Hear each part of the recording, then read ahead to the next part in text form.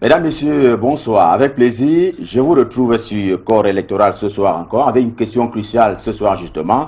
Quelle est la place du genre au sein des formations politiques qui sont en compétition en vue de l'élection présidentielle du 7 octobre prochain? Quelle est également la place du genre, notamment pour ce qui est de l'offre politique de ces formations politiques et donc des candidats en liste? Et ils sont 9 en cette édition de l'élection présidentielle. 9 candidats donc, tous des hommes, aucune femme n'a donc fait acte de candidature. Quelques chiffres d'ailleurs au plan du Parlement camerounais. On parlait d'à peu près 31% seulement des femmes qui sont représentées tantôt à l'Assemblée nationale, tantôt au Sénat. Du moins, c'est le tout en termes donc, de représentativité des femmes au Parlement camerounais. Aucune femme n'a jamais été président de la République au Cameroun, encore moins président, ministre de la Défense. Eh bien, cette année, les 9 candidats en liste, disais-je tantôt, sont tous des hommes. Alors, question, où sont les femmes? Eh bien, sur notre plateau ce soir, il y en aura beaucoup, 4 sur les 5 de nos invités. Et je m'en vais tout de suite les accueillir. Et je vais commencer par celle qui est probablement la plus gradée sur notre plateau ce soir. Elle est Tyrienne Noah. Madame, bonsoir. Bonsoir. Bienvenue à Corps électoral. Merci. Vous êtes la vice-présidente nationale du MRC. Et donc, vous parlez ce soir au nom du candidat professeur Maurice Kamto. C'est bien cela? C'est bien cela, Gislain. De quoi sont faites les journées de madame la vice-présidente du MRC? Avec Gislain, je suis déjà très émue de me retrouver face à vous. Parce que c'est une petite anecdote pour ceux qui ne le savent pas. Vous avez été une génération antérieure à la mienne. On était alors au lycée classique et moderne de Ngaoundéré. Voilà. À l'époque, vous étiez président du club Journal, si vous en souvenez. Tout à fait, oui. Voilà. Et merci pour ces souvenirs. Eh bien, les journées de la vice-présidente nationale du MRC sont essentiellement faites d'activités, beaucoup de travail de terrain, et des réunions, des rencontres avec les associations, des rencontres avec des femmes, des rencontres aussi avec des hommes qui, de plus en plus, se rendent bien compte qu'on a besoin des femmes, tant dans la gestion du bien public, tant dans la gestion du gouvernement, tant dans la gestion de l'administration camerounaise. Et d'ailleurs, c'est l'occasion pour moi de rappeler ici que au XIXe siècle, c'est grâce à la reconnaissance du droit de la femme que la révolution industrielle a eu lieu. Et si aujourd'hui, on remet à la femme son autorité, son autonomie en tant que femme et promotion égale développement, je pense que notre pays s'emporterait mieux. Tout à fait. Et c'est justement ce travail que nous essayons de faire tous les jours sur le terrain, à côté de nos enfants, à côté, parce que la femme, c'est la mère de l'humanité, à côté de nos enfants, à côté de nos époux, à côté de tous les Camerounais qui ont besoin de la femme aujourd'hui. En tout cas, je vous souhaite une fois encore bienvenue sur ce plateau, autant que je m'en vais le faire à l'adresse de l'honorable Patricia Tomaino Ndamjoya. Elle est députée et donc élue de la nation, par ailleurs porte-parole de l'Union démocratique du Cameroun, dont le président national est le docteur Adamou Ndamjoya, candidat à l'élection présidentielle, une fois encore. Honorable, bonsoir. Bonsoir, Monsieur Essono. Je suis porte-parole des députés de l'Union démocratique du Cameroun. Donc, vous ne battez pas campagne pour Je le candidat Ndamjoya? de l'Union démocratique du Cameroun. Nous avons un secrétaire national chargé de la communication. En la personne de Monsieur Aïdjo. Oui. Alors, c'est un débat qui a cours dans les réseaux sociaux. On se demande bien où est passé. Peut-être que la question revient très régulièrement ces derniers temps sur la place de la télévision, de la presse en général. Où est passé le docteur Adamou Ndamjoya? Est-ce qu'il va battre campagne? Y a-t-il déjà un plan? Où est-ce qu'il est passé? Si vous me le permettez, je suis une mère. Je voudrais partager ma peine aujourd'hui parce que je perds mes enfants, Monsieur Essono. Il y a une semaine, nous avons perdu Sangou Sidik. Il était gendarme. Il a été abattu à Oum. Et il y a 3 jours, nous avons perdu Abdourahmane Fayed. Il était en service au BIR et il a été tué à Batibo. C'est affreux.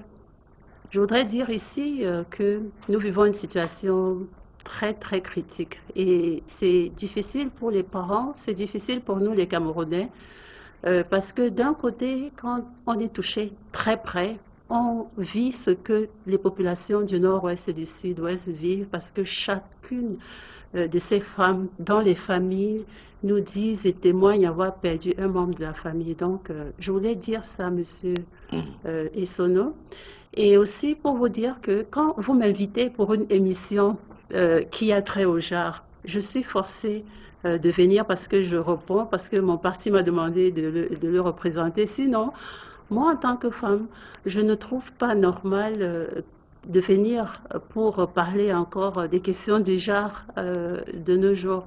Et quelque part, il vaut mieux qu'aujourd'hui, le Cameroun prouve qu'il a évolué et que ce soit beaucoup plus les hommes, que ce ne soit même plus une question que l'on doit débattre, que ce soit les hommes. Vous me demandez où est le président. Je ne sais pas si c'est le président ou si vous me le demandez en termes de... Non, j'évoque le cas du président candidat. Oui, et la question c'était de savoir... Où est-ce qu'il est passé? Où est-ce qu'il est passé? Pourquoi vous m'attendez pour me le demander? Normalement, en tant que journaliste, c'est vous qui devez informer les téléspectateurs. Je voudrais l'informer à travers vous, honorable. Non, mais ne versez pas dans la facilité, Monsieur Essono. Le journaliste a le devoir de l'investigation. C'est vous qui devez aller chercher où se trouve le président de l'UDC pour venir dire aux auditeurs le programme de l'UDC, parce que je ne sais pas si les auditeurs se préoccupent des programmes de l'Union démocratique du Cameroun pour lesquels je suis dans le cadre du JAR, ou si les auditeurs se préoccupent de la personne du président, les téléspectateurs et oui, tout le public et vous, les journalistes, si vous vous préoccupez de la personne. À l'Union démocratique du Cameroun, il faut savoir que l'institution d'abord, le projet de société d'abord, nous sommes une équipe et donc ce n'est pas la personne qui pour nous est importante, mais c'est l'institution, c'est tout le projet politique.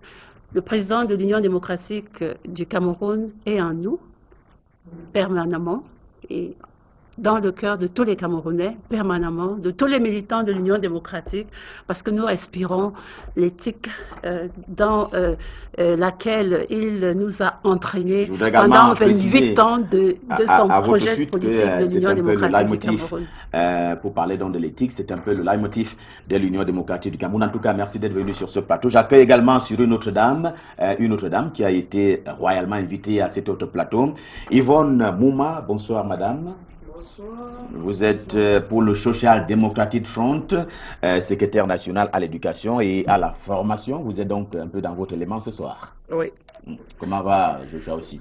Il va très bien, il a un grand travail, il est sur le terrain. Allez, l'autre invitée sur ce plateau, c'est Madame Delphine Nana. Elle représente un peu la société civile ce soir et sous ce titre-là, elle est donc la présidente du réseau Femmes Leaders du Cameroun. Madame la présidente, bonsoir et merci d'avoir fait le déplacement de Canada International. Merci, merci beaucoup Ghislain. C'est moi qui vous remercie de m'avoir permis, de m'avoir donné l'opportunité de me retrouver avec ces éminents panélistes qui représentent les différents partis politiques. Je leur dis bonsoir au passage. Et j'avoue que je voudrais d'entame dire que la participation politique des femmes c'est un problème pour tous et de chacun.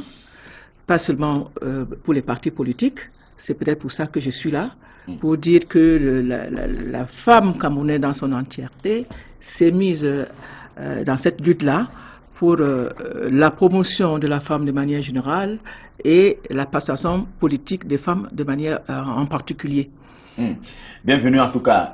On va éventuellement parler de ce rapport, de ce plaidoyer qui a été commis cette semaine même par un certain nombre de femmes leaders sur la représentativité effectivement de femmes dans l'appareil décisionnel et donc politique. J'accueille le seul homme ce soir sur ce plateau, Émile Bindi, bonsoir. Vous portez la parole pour le candidat Cabral Liby. Tout à fait, tout à fait. Alors, les réseaux sociaux, encore eux, ont fait savoir que, à tort ou à raison d'ailleurs, que Cabral Liby serait allé à Washington à la quête d'une légitimité internationale. Est-ce le cas? Non, non, pas du tout. Vous savez, les réseaux sociaux disent beaucoup de choses en fait. Le candidat Cabral Liby est à l'étranger afin de rencontrer la diaspora camerounaise pour leur présenter son projet de société, de discuter avec les hommes d'affaires camerounais pour leur présenter les opportunités qu'ils leur réservent et de communier avec ceux-là qui n'ont généralement pas souvent l'occasion d'approcher le président de la République. C'est une occasion inédite pour tout cela d'échanger avec lui et de discuter. Cela démontre encore une fois de plus qu'il est très proche du peuple et qu'il est prêt à communier avec lui. Et je ne vous le fais pas dire, hein, il raconte une adhésion massive. Tout à fait. En ce qui concerne le meeting de Paris, vous avez dû voir les images, des milliers de personnes, des foules en liesse pratiquement, et tout n'est plus loin. Et tout n'est plus loin pour Cabral Libi. On s'en va également voir ce qui se passe dans les autres états-majors des partis politiques qui s'activent naturellement à la veille de la campagne électorale qui débute en fin de ce mois, le mois de septembre. Ce sera naturellement une campagne qui va nous conduire à l'élection présidentielle qui doit avoir lieu au Cameroun le 7 octobre prochain. Pour l'instant, voici en guise de transition état-major.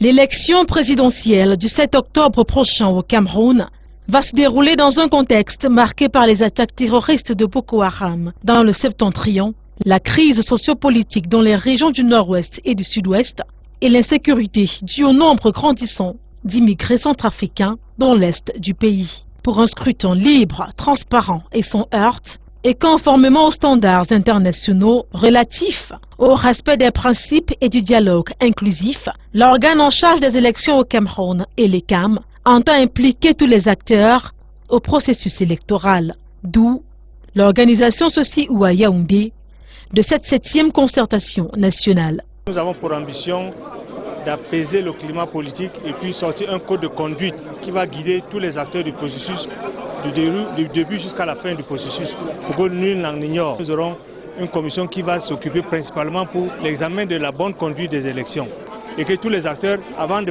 prendre le départ pour les élections, auront déjà accepté les conditions qui ont été proposées par tout le monde. C'est un consensus, ce n'est pas un problème d'imposition.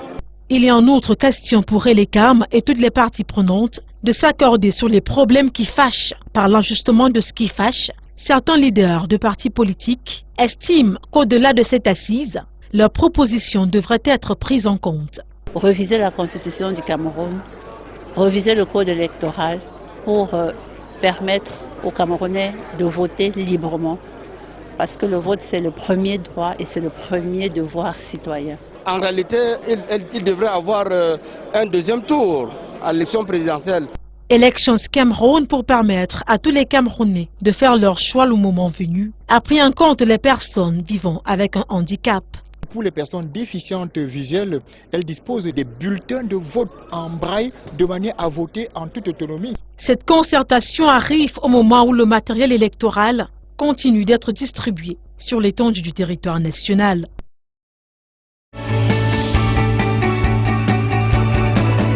Dans l'extrême nord Cameroun, les femmes et filles sont exposées au mariage forcé, mutilation génitale, abus sexuels et autres violences, lesquelles les empêchent de contribuer au développement de la société. Les femmes discriminées et violées ne peuvent pas apporter à la société toute la mesure de ce qu'elles peuvent apporter lorsqu'elles sont traitées normalement comme des citoyens, tous citoyens, les citoyens de sexe masculin. Pour faire face à ce problème, les candidats à la présidentielle 2018 parlent de la prise en compte du projet d'adoption des textes de loi sur les violences sexistes et sexuelles dans leur projet de société. Au-delà de ce projet de société, bien entendu, il y a le pacte de solidarité, qui est l'un des 5 piliers d'action du MRC. Donc, éducation de la femme, c'est prioritaire.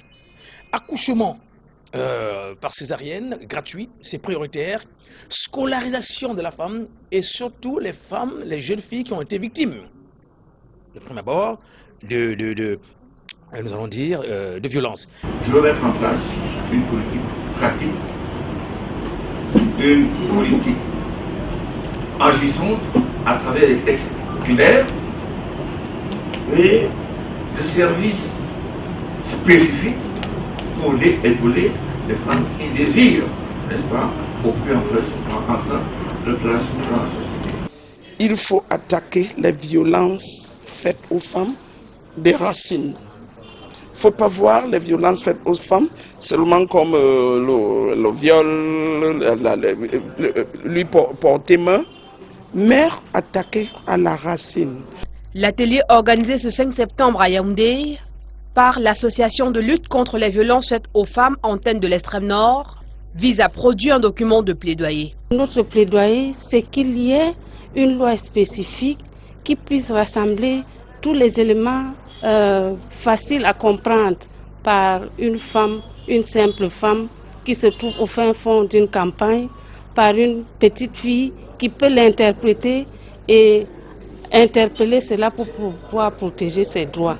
Ceci afin que la fille et la femme camerounaise puissent mener une vie épanouie.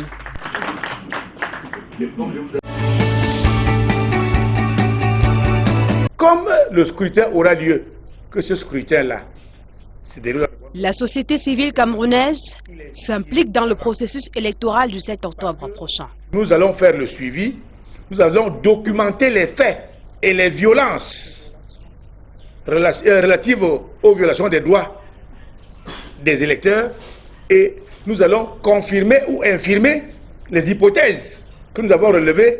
Après avoir analysé la situation politico-sociale du Cameroun, la coalition Tournons la page déclare que le Cameroun se porte mal. La situation au nord-ouest et sud-ouest n'est pas réduisante. Vous allez dans le nord, dans l'extrême nord, c'est pas réduisant. Vous partez à l'est du Cameroun, ce n'est pas non plus réduisant. Et maintenant, si vous ajoutez à cela le chômage, le taux de chômage, et vous ajoutez à cela aussi la précarité dans laquelle nous tous nous vivons, il est temps que nous nous asseyons pour discuter. Il est également temps de réunir les conditions en vue du déroulement en toute sérénité de la présidentielle 2018. Ce mouvement international qui regroupe les associations de la société civile d'Europe et d'Afrique préconise le dialogue. Pour que la guerre finisse au nord et au sud-ouest, il y a une seule chose. Le chef de l'État fait une déclaration d'arrêt des hostilités et du début du dialogue. Le temps d'une communication spéciale ce 6 septembre à Yaoundé, les membres de Tournons la page Cameroun disent tout donner afin que l'élection présidentielle se déroule dans la liberté et la transparence. Nous voulons offrir nos services à tous les acteurs pour que la présence des citoyens soit effective dans tous les bureaux de vote. Il y en a près de 25 000 et nous voulons être partout parce qu'il faut sécuriser les suffrages des Camerounais. Parce que c'est dans les bureaux de vote que, même comme c'est le PV de l'ECAM qui fait foi, mais nous, on aura quand même tous les PV et on pourra affirmer envers et contre tout que c'est elle qui a gagné, c'est elle qui a perdu. Jean-Marc Bikoko et ses camarades se déploieront sur l'ensemble du territoire dans les jours à venir. Question de sensibiliser la société civile sur les enjeux de cette présidentielle.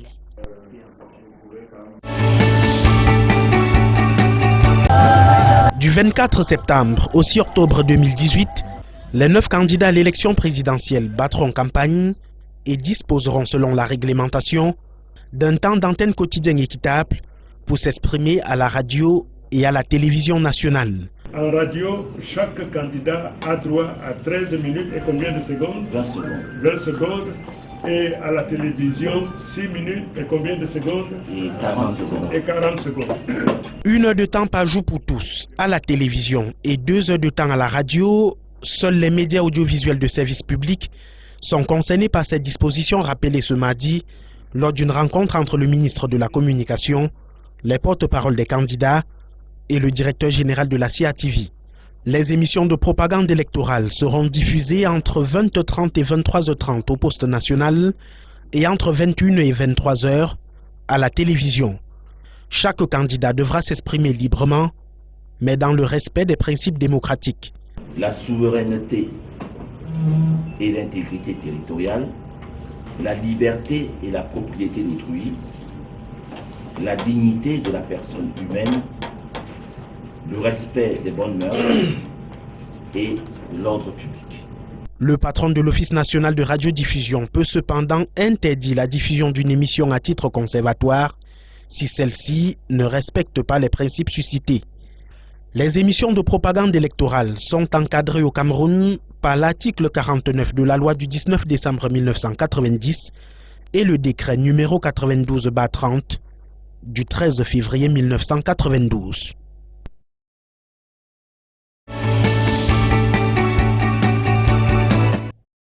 Allez, merci à toutes nos équipes qui ont naturellement contribué à ce que nous ayons ces éléments dans cette émission. On repart avec le débat, cette fois-ci avec nos invités sur le plateau qui ont déjà été présentés. Tyriane Noir, on commence avec vous. Alors, à la lecture générale de l'institutionnel au Cameroun, des états-majors des partis politiques, du GOTA en termes de postes de pouvoir et de décision, est-ce que vous, en tant que femme, vous êtes satisfaite du taux aujourd'hui? D'entrée de jeu, je dirais non. Peut-être que vous deviez commencer par votre parti politique, le MRC. Écoutez, le MRC a cette particularité-là de justement mettre la femme au devant de la scène. Elle a cette particularité de présenter les choses telles qu'elles sont, c'est-à-dire que la femme est porteuse de tout. Elle est porteuse de la famille, elle est porteuse du Cameroun. Alors, il est anormal que dans un pays comme le nôtre, où nous savons tous, parce que ce sont les statistiques... Quel est le taux de représentativité des femmes au sein du MRC?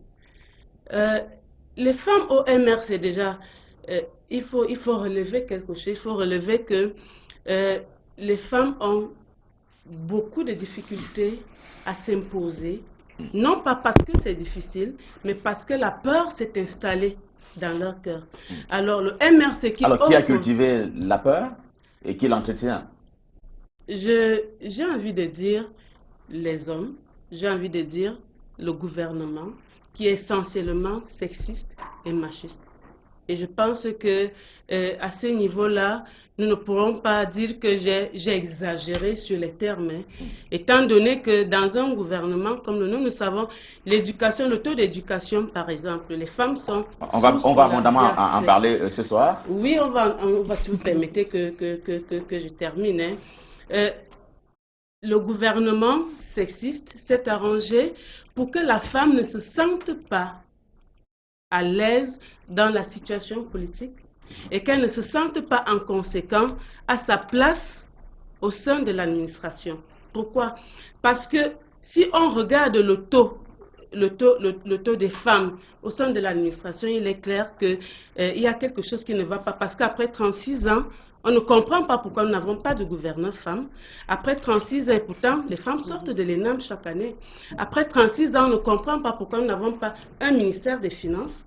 Une femme qui est au ministère des Finances, nous ne comprenons pas pourquoi nous n'avons même pas une femme DG des impôts, par exemple. Pourquoi nous n'avons pas une femme à la tête du ministère de la Défense. Dieu seul sait combien de femmes sortent de l'ENIA. Alors, petite promesse. Est-ce que si Maurice Kamto est élu président de la République, tout cela va être rendu possible? Cela sera possible. Pourquoi? Cela sera possible parce que c'est le combat que Maurice Kamto et le MRC mènent pour redonner à la femme sa primeur. Nous allons à l'école, nous avons fait toutes les études, nous sommes passés au lycée et il est clair que les statistiques le montrent. Les femmes sont les plus, je ne veux pas dire les plus intelligentes, hein, mais il est clair que dans la plupart des cas, les femmes ont été premières de classe. Quand nous sommes allés à l'université, elles étaient les meilleures. Quand nous avons réussi à des concours, elles étaient parmi les meilleures. Alors, d'où sort-il qu'une fois sorties de ces écoles-là, qu'elles n'aient pas les mêmes chances, la même égalité sur le plan socio-professionnel? Alors, c'est le premier combat que le MRC, par sa personne, Maurice Kamto voudrait quand même, est en train de mener parce qu'il est clair que il est temps pour nous d'avoir quand même une femme gouverneure. Il est temps pour nous d'avoir une femme, parce qu'on nous a donné, quand on a nommé la première femme préfet, tout le monde était content. C'était comme si on nous faisait une faveur. Ben non, ce qu'on revendique, c'est l'égalité. L'égalité en tant que confiance, parce qu'il est temps que le Cameroun et que ce gouvernement change et qu'on apprenne à faire confiance aux femmes. Et c'est ça que Maurice Kamto veut montrer au Cameroun. C'est le discours du MRC. Est-ce que c'est la même chose avec l'Union démocratique du Cameroun? Là-bas, on s'est satisfait de ce qu'il y ait quand même une dame qui soit députée, donc élue de la nation. Quel est le taux de représentativité également des femmes au sein de cette formation politique? Nous sommes 4 députés, on nous a réduit à 4 députés. Vous savez, notre sempiternelle revendication d'avoir avalé notre département notre ancienne région Bamoun en département, parce qu'aujourd'hui, comme de l'autre côté de l'Ouest, on aurait plus d'une trentaine de députés, plus d'une quarantaine de mairies. Donc aujourd'hui, nous sommes 4 députés. Et donc, nous sommes 2 dames et 2 messieurs. Et à l'Union démocratique du Cameroun, vous le savez, c'est la parité. Et c'est clair que quand vous voyez le logo de l'Union démocratique du Cameroun, vous allez voir que c'est un Cameroun qui rayonne dans la communauté internationale. Et je voudrais commencer par là, que le problème de la discrimination de la femme et de la fille n'est pas un problème camerounais, c'est un problème universel. Et c'est la raison pour laquelle les Nations Unies l'ont consacré depuis, protège les femmes et les filles. Et donc, les pays qui se respectent sont tenus d'adopter des lois, déjà des instruments juridiques internationaux contre les discriminations. Au Cameroun, aujourd'hui, Monsieur Issono, je suis député, nous n'avons pas de code de la famille, parce qu'un code de la famille viendrait pour réglementer les droits entre l'homme et la femme, qui sont les parents des enfants, leurs responsabilités parentales, les questions de succession. Vous savez comment la succession fait des problèmes et ternit vraiment tout ce que nous pouvons avoir fait dans notre vie. Est-ce que vous essayez de nous dire que ce qui se passe sur le plan politique est simplement la conséquence de ce qui se passe au plan traditionnel et coutumier au Cameroun, en termes de pénétration, de représentativité et de pouvoir concéder, entre guillemets, aux femmes? Je voudrais dire que dans une république, si vous voulez revenir aux traditions, notre constitution reconnaît les valeurs traditionnelles et ça revient toujours que elle reconnaît les valeurs traditionnelles qui respectent la dignité humaine, qui respectent les droits de l'homme. Et les hommes et les femmes sont égaux en droit. Et c'est pour ça que j'ai dit il faut commencer par encadrer les populations par des mécanismes juridiques. Il faut adopter des lois. Nous n'avons pas de loi contre des violences sexistes. Nous n'avons pas de loi au Cameroun contre les violences domestiques. Et ce qui fait que sans code de la famille, sans toutes ces lois qui discriminent, nous ne pouvons pas permettre l'égalité au sein de nos familles. Dans une famille, quand le père et la mère partagent les responsabilités, les enfants vont grandir et vont avoir un comportement différent que dans une autre famille où on se rend compte que c'est le père qui dirige la maison de façon unilatérale, dictatoriale, si vous voulez, que la mère est réduite à des tâches de répartition des rôles tels que nous le savons. Donc pour nous, c'est pour ça que c'est important. Et les partis politiques aussi doivent être soumis à la loi. Normalement, on devrait pouvoir imposer aux partis politiques une certaine nous ne parlons pas de quotas. C'est pour ça que nous, à l'Union démocratique du Cameroun, c'est la parité. Le problème qui a exigé qu'il y ait au moins 30% dans les investitures. Peut-être qu'on va avoir quelques précisions de Madame la Présidente Delphine Nana, qui, elle, au quotidien, joue avec les statistiques. Est-ce que vous avez l'impression, vous, de la société civile, un regard que vous posez de l'extérieur, que les partis politiques adhèrent à ces plaidoyers qui est, par ailleurs, international? Quelqu'un l'a dit tout à l'heure, quand j'ai regardé le reportage, il faut résoudre le problème par la racine. Moi, quand j'écoute les différentes interventions, pour moi qui part de loin, et qu'on réclame aujourd'hui une femme qui doit être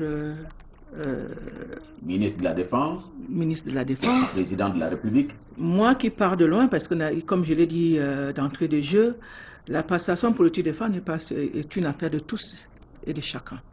Ça veut dire que tout le monde, chaque citoyen a le droit de voter ou de se faire élire. Donc ça veut dire que c'est une histoire de tout le monde. Alors, quand je suis les différentes interventions, comme je l'ai dit tantôt, pour quelqu'un qui part de loin, parce que quand j'ai commencé ce combat il y a plus de 30 ans, je suis la plus âgée sur le plateau. Alors, quand on a commencé ce combat, il n'y avait pas de femmes policières, il n'y avait pas de femmes gendarmes, il n'y avait pas.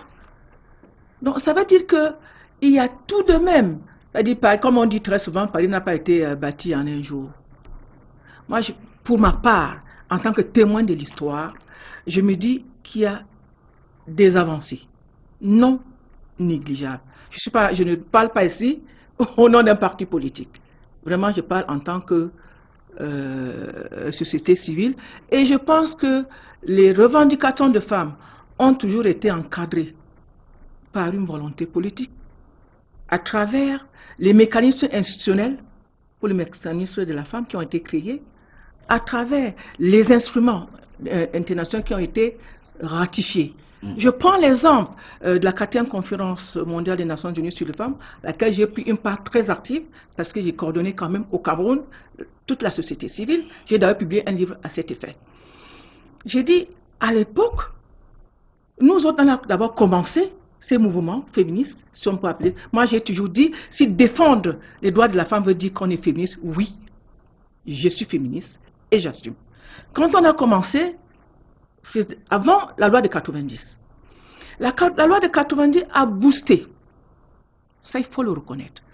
Après, quand je parle de la volonté politique, c'était donc quand le Cameroun participait à la 4e conférence mondiale sur les femmes. Cette conférence a permis aux femmes de s'asseoir autour d'une table. Et au retour de Beijing, le Cameroun en a fait que, ça dit tous les pays d'ailleurs, observer les 12 domaines critiques pour la promotion de la femme. On voit aujourd'hui une femme qui est préfère. Pour nous qui partons de loin, c'est un peu comme un enfant qui naît aujourd'hui. Quand vous allez dire que... On va parler de loin, de quel village pour arriver à un autre? Non, quand je pars de loin, moi j'étais encore jeune. Quand on a commencé ces mouvements politiques, j'ai dit, c'est parce que nous sommes des pionnières. Ça, il faut le reconnaître. Nous sommes pionnières parce que le champ était vide. On ne trouvait, il n'y avait pas plus de 10 associations de femmes à l'époque, quand on a commencé ce combat. Moi, j'ai dit, je ne dis pas que rien n'est fait. Non, je ne pourrais pas dire que rien n'est fait, parce que moi, j'ai vu le début. On va également observer tout à l'heure, pour parler de la sphère politique, quelle a été l'évolution des femmes sur le plan quantitatif, pour prendre seulement le cadre du Parlement. Mais je voudrais donner la parole à Yvonne Mouma. Vous ne serez pas président de la République cette année, puisque le candidat du SDF... Je serai dans le futur. N'est-ce pas? Vous allez renverser Joshua Oshie? Quand je dis dans le futur, aujourd'hui, je ne veux pas qu'on déplace le débat. Je pense que nous sommes dans un contexte qui sont les élections présidentielles. Donc, nous n'allons pas rentrer pleurnicher parce que nous sommes sous-représentés. Je suis là pour dire aux Camerounaises et Camerounais ce que mon candidat entend faire pour promouvoir la femme. Donc, le genre qui n'est pas seulement homme-femme, parce que depuis là, on ne parle que d'homme-femme. C'est toutes les composantes sociologiques de la société. Nous avons des personnes vivant avec les handicaps, nous avons les femmes, mais quand on parle plus des femmes, c'est parce qu'on a constaté que le gap, il est encore très profond. Donc, on a pris dans notre programme de société une complète prise en charge de quand on dit quoi, bridge the gender gap. Ça serait, Joshua aussi président, une parité 50-50. À toutes les institutions. À toutes les institutions. Ça serait Joshua aussi président, la lutte acharnée contre toute forme de discrimination.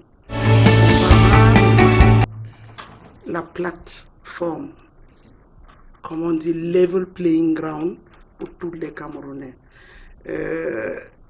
Il a fallu qu'on pratique même on a pratiqué le genre dans notre parti.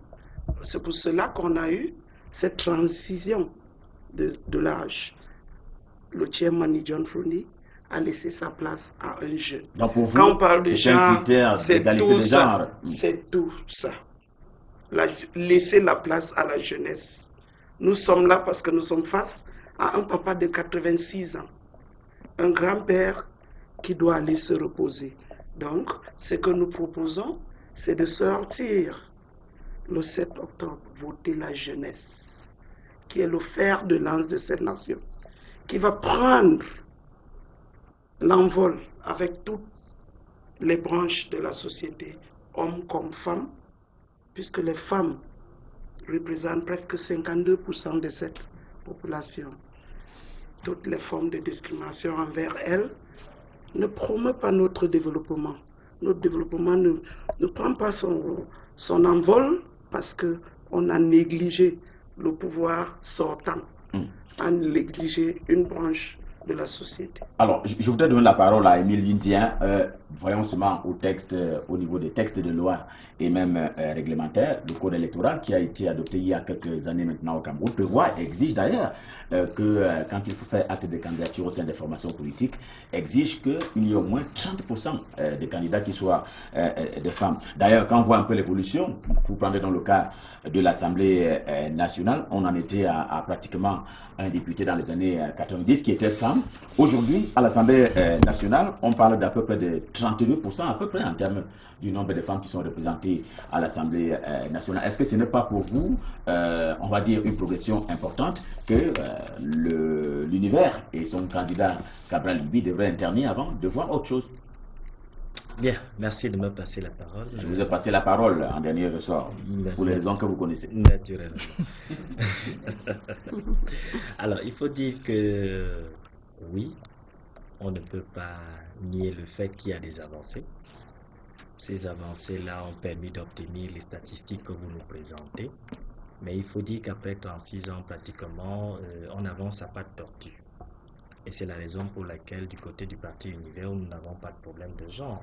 Nous sommes pour la mise en place d'un mécanisme qui va permettre de garantir la parité complète. Et vous le savez, Cabral Libby l'a déjà dit, le Premier ministre sera une femme en attendant la modification de la Constitution avant que le vice-président de la République... Voilà une annonce forte. Si Cabral Libby est élu président de la République, eh bien, le Premier ministre sera une femme. Tout à fait. Donc, il faut déjà dire que c'est une annonce qui a été faite il y a de cela plusieurs mois, dont nous ne reviendrons pas sur cette question, ou dire simplement que la majeure partie des institutions étatiques et des instances pratiquement parlementaires et autres bénéficieront de cette parité que nous allons porter pratiquement à 50% partout. Donc, le débat autour de l'évolution de la situation ou de la stagnation de la situation ne nous concerne pas tant que ça. Et nous tenons à dire simplement que nous sommes pour la parité, nous sommes là pour l'accompagner. C'est la raison pour laquelle vous me voyez sur ce plateau, pour garantir aux femmes que nous sommes de bonne foi et que nous allons conduire cette politique. Et aux jeunes. Et aux jeunes. Tout à fait. Le genre, ce n'est pas les femmes. C'est pas les femmes. Ce n'est pas seulement les femmes. Alors, Thierry Noir, Madame, c'est vous qui avez commencé d'ailleurs à évoquer, on va le dire ainsi, la question de la discrimination institutionnelle en parlant en termes qualitatifs et quantitatifs des femmes au sein de l'appareil de décision et de pouvoir. Pas de femmes Premier ministre au Cameroun, pas de femmes générales. On parle même d'une tendance à hauteur de 6% seulement en termes de femmes qui bénéficient d'une responsabilité en termes de pouvoir de décision au Cameroun. Comment est-ce que vous entendez changer la donne si le professeur Maurice Kamto est élu? Vous allez faire comme Cabral Libby en annonçant que si Maurice Kamto est élu président de la République, eh bien, on aura moitié-moitié au sein du gouvernement. Si le MRC a mis la femme au devant de la scène, la femme qui est la tête de pro du parti, c'est justement parce qu'il reconnaît en la femme celle-là qui est égale à l'homme, naturellement. Bon, maintenant, pour y arriver, on ne commence pas un matin comme ça, et puis on nomme ministre, on nomme directeur, on nomme... Tout part de l'éducation. Et voilà pourquoi l'un des piliers des 5 chantiers du programme, du projet de société, porte essentiellement d'abord sur l'éducation. Alors, pour être gouverneur demain, il faudrait être allé à l'école, il faudrait avoir été formé. Et maintenant, si nous partons sur la base que 50% de la population est illettrée ou sous-scolarisée, est constituée de la femme, ça veut dire qu'il y a problème. Bon, maintenant, étant entendu que tout part de l'éducation, on va commencer par l'éducation. Déjà, rendre l'éducation obligatoire à tout le monde, à tous les enfants jusqu'à l'âge de 16 ans, sans discrimination. Parce qu'une population éduquée, naturellement, est à même de mieux comprendre et de mieux affronter les réalités socio, politiques, économiques auxquelles elle doit faire face. Alors, il y a le domaine éducatif qui est le premier chantier, l'un des piliers de nos 5 chantiers. Au-delà de l'éducation, nous avons les femmes Bermselam, nous avons la femme rurale, qui occupe une place prépondérante dans notre projet. Alors, il est question de redonner à cette femme toute sa dimension, parce que la femme rurale, qui est la femme nourricière de la nation, a besoin des moyens nécessaires qui lui permettent de s'épanouir dans ce qu'elle fait.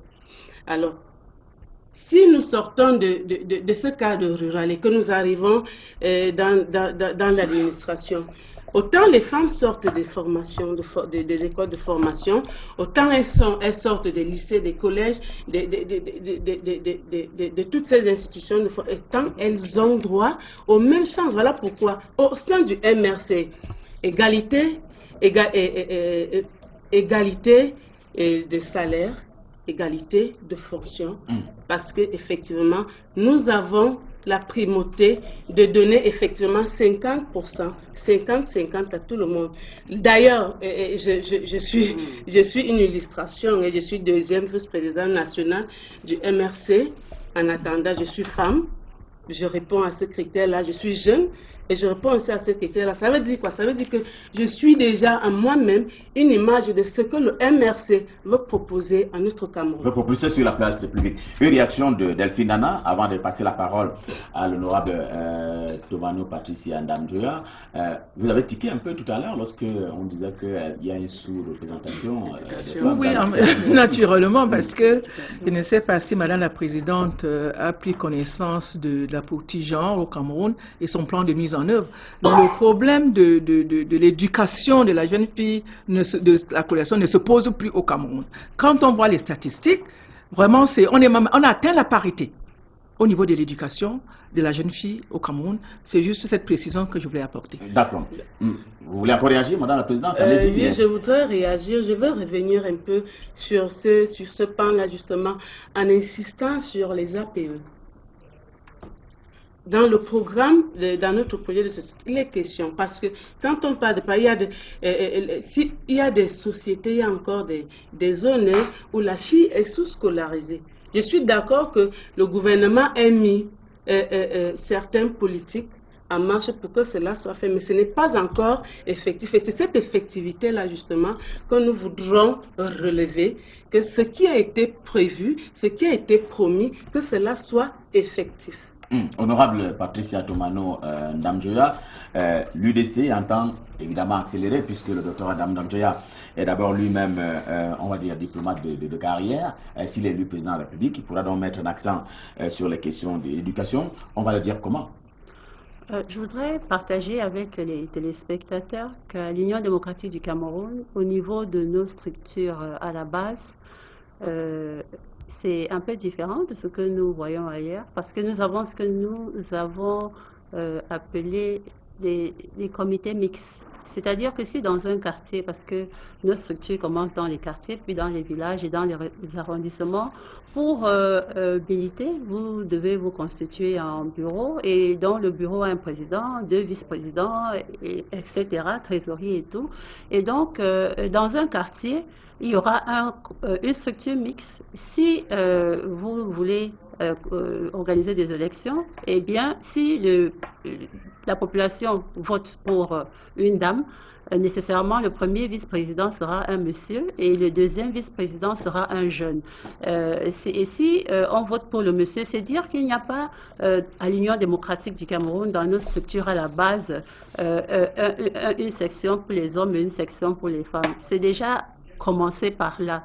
Le jour où il y aura une réunion, on ne va pas envoyer les femmes balayer la maison ou préparer la nourriture pendant que les hommes sont en train de se préparer pour venir s'installer. Non, ça mais c'est à l'Union démocratique du Cameroun à tous les niveaux. Donc, c'est déjà marqué par cette organisation la responsabilité égale entre hommes et femmes. Et donc, Monsieur Esseno, voyez-vous, il ne sert à rien de forcer à faire que nous arrivions à un quota parce que lors des élections législatives dernières, on a vu que le candidat du parti au pouvoir avait imposé, et cela s'est imposé d'ailleurs à tous les autres candidats. On se demande pourquoi, qui est une femme. À quoi aura servi donc ces femmes puisque quand on se met à forcer qu'il y ait une femme quelque part, et finalement on se retrouve avec les femmes.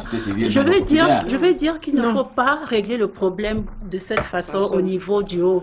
C'est pour ça que c'est important d'avoir écouté pour dire que c'est en adoptant des lois, en éliminant, en mettant dans le panier de la poubelle toutes nos traditions, parce que tout à l'heure vous avez évoqué les préjugés socio-culturels qui pèsent encore dans nos localités, ces coutumes, parce que nous faisons la différence entre les valeurs traditionnelles qui respectent la dignité humaine et les coutumes qui sont des pratiques traditionnelles qui avilissent l'être humain, et malheureusement ce sont les femmes qui sont le plus les victimes. C'est pour ça que je dis que c'est important de commencer par encadrer et de sanctionner et de faire, nous, aujourd'hui, quand on dit qu'il faut, par exemple, revoir le système de la polygamie, c'est pour nos arrière-petits-enfants. C'est parce que c'est une tradition qui fait en sorte que les femmes et les enfants...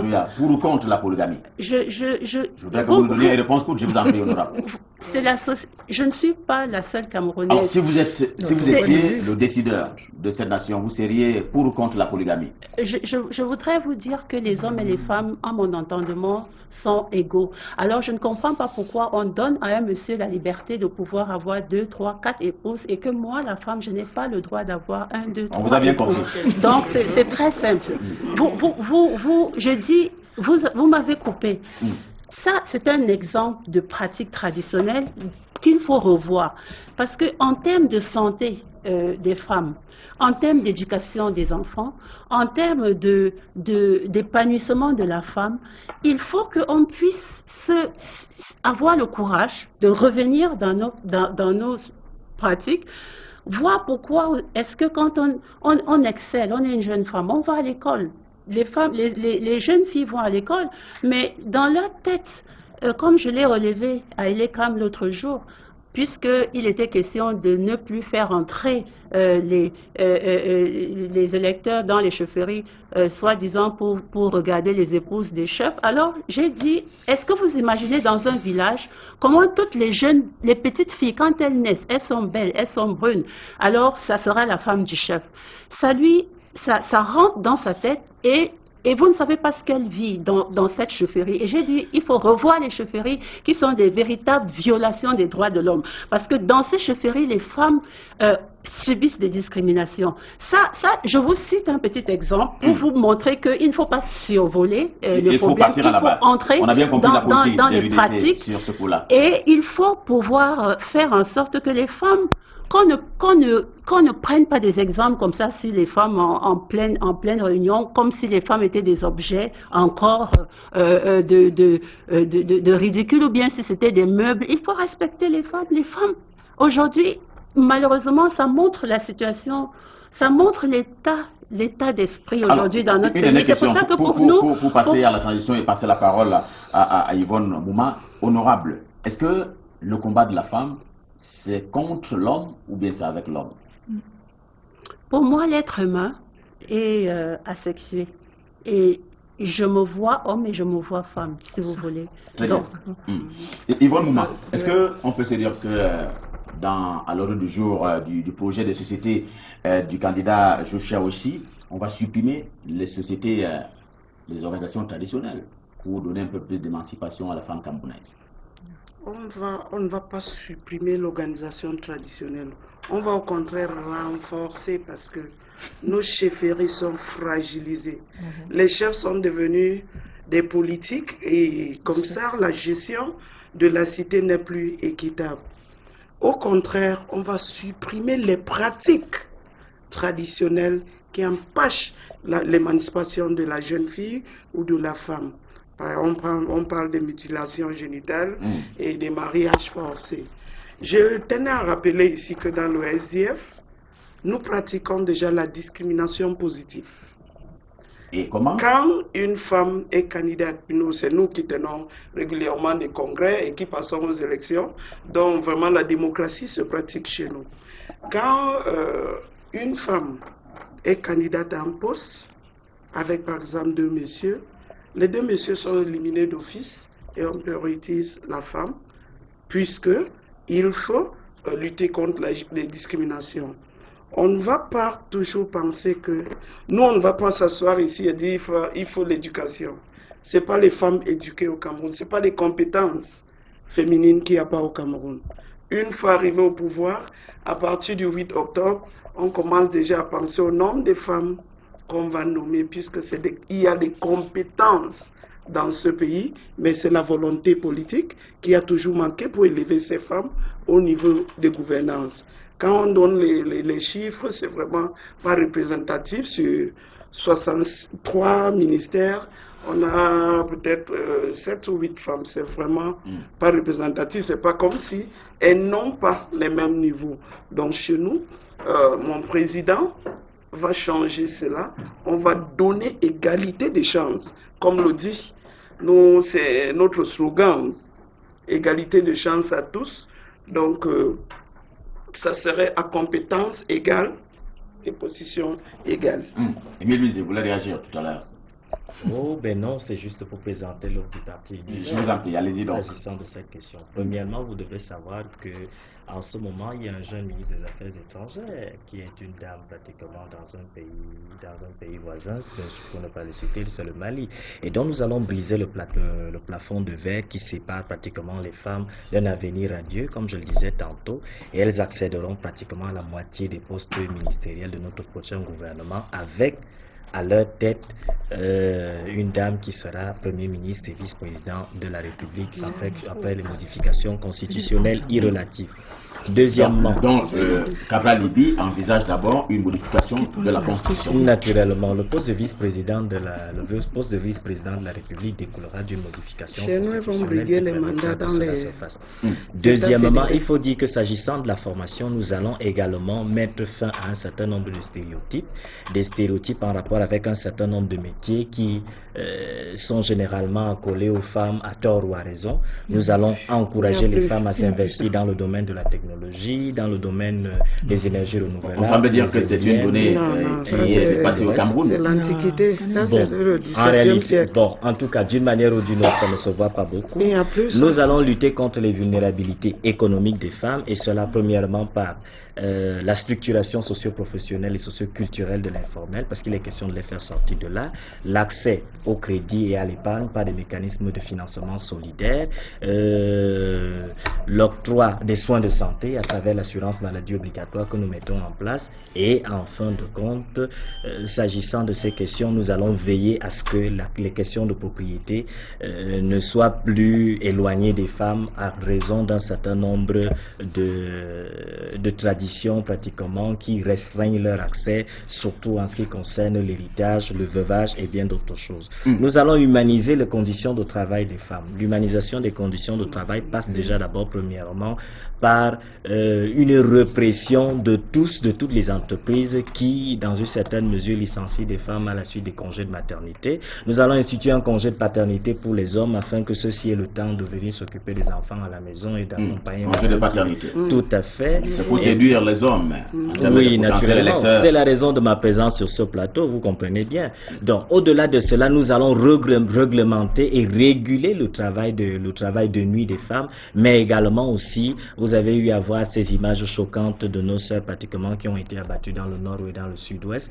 S'agissant des femmes qui sont engagées dans l'armée, nous allons revoir les conditions d'engagement des femmes dans l'armée et les conditions de travail dans lesquelles elles travaillent. Il y a des femmes qui ne sont pas prises en compte, les femmes qui vivent en milieu carcéral. Et vous savez très bien que nous sommes partis à la déclaration de Bangkok qui prescrit l'humanisation des conditions de détention des femmes, et ce n'est pas le cas ici. Les quartiers des femmes se jouxtent pratiquement ceux des hommes, les centres de santé sont à une certaine distance, les violences sont perpétrées, les viols avec tout ce que cela comporte. Donc nous allons veiller à ce que la déclaration de Bangkok soit respectée. Strictement d'ailleurs. Voilà. Allez, on va observer une pause, on va accueillir Karel Mezatia tout à l'heure, mais Delphine en a voulu réagir. Oui, je voulais réagir très rapidement. dire débats. qu'on enregistre dans les prisons gabonaises des femmes qui sont enceintes. Tout à fait. C'est pas là où je voulais réagir. Peut-être que je vais revenir là-dessus. Je voulais réagir. Vous commencez par là, Madame la Présidente. Non, je commence par là où ce qui était déjà dans ma tête. Madame Honorable a parlé des deux concepts, le quota, la parité et tout. Elle a dit quelque chose de pertinent. C'est vrai que tous ces concepts-là nous sont importés. On les accepte, certes, mais il faut les encadrer pour dire qu'on veut bien imposer les quotas, mais on ne veut pas, d'ailleurs Yvonne l'a dit tout à l'heure, on ne veut pas les bouche-trous. Ça veut dire quoi? Ça veut dire que la femme qui veut postuler, qu'elle ait les mêmes compétences, la même efficience que l'homme qui est en face d'elle. Vous y croyez? Ça doit être comme ça. Non, sinon, ça ne sert à rien. Si on doit mettre les femmes parce qu'on doit te nommer ou bien on doit t'élire parce que tu es une femme, cela ne sert à rien. Ça veut dire que vous allez partir nous faire honte devant. Il faut les femmes qui ont les mêmes capacités, la même efficience, les mêmes compétences que l'homme. La représentativité qualitative. Alors, je voulais également répondre à Emile Lindje qui disait, qui parlait de la féminisation des métiers. Ça n'existe plus. Moi, je travaille essentiellement dans les technologies de l'information et de la communication. Je suis d'ailleurs même membre du conseil d'administration de l'Agence nationale. À un moment donné, les gens m'appellent Maman TIC. C'est pour vous dire, je suis allé très loin dans ce secteur-là. Je peux vous dire, je le dis avec certitude, que les jeunes filles aujourd'hui sont même plus futées que les garçons dans les domaines de technologie. Donc vraiment, je crois qu'il faut Nous ne nous arrêtons pas simplement à cela. J'ai parlé du solaire, j'ai parlé de l'éolien, j'ai parlé de la biomasse, j'ai évoqué tous ces différents aspects. Pour dire qu'en réalité, lorsqu'on parle même de TIC, on ne parle pas de MIGEF 2000. Non, il ne s'agit pas de cette histoire. Nous parlons de femmes ingénieures capables de conduire un certain nombre de missions et de poser un certain nombre d'actions. On va poursuivre ce débat dans un instant seulement. Madame la Présidente a conduit un peu ma question, mais je vais revenir là-dessus tout à l'heure. Le temps pour nous d'observer une courte transition, le temps d'accueillir juste derrière Karel Mezatia pour le talk de ce programme, le talk de corps électoral. À tout de suite.